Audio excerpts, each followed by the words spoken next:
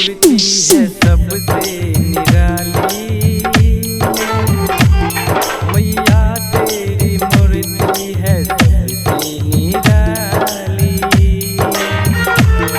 मैया तेरी चुनरी है सबसे निराली।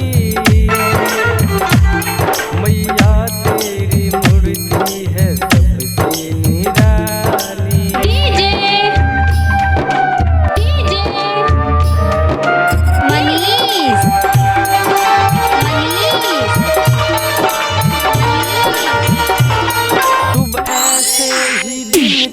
माँ दर्शन दिए थे,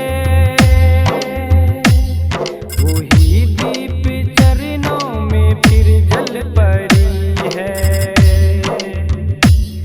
मैया तेरी चुनरी, मैया तेरी आंचल,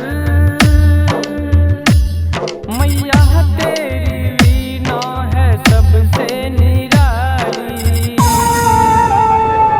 मैया तेरी मूर्ति है सबसे निराली। मैया तेरी मूर्ति है सबसे निराली।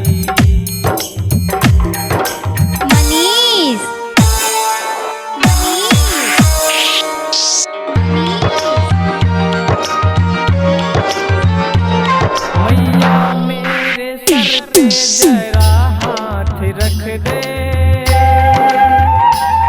तेरे दर पे आया हूँ बन के सवारी।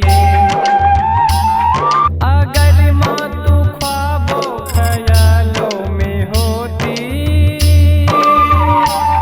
अभी झूम कर माँ यही गा पड़ा हूँ। विनती शंभु नीतीश बिहारी का सुन ले।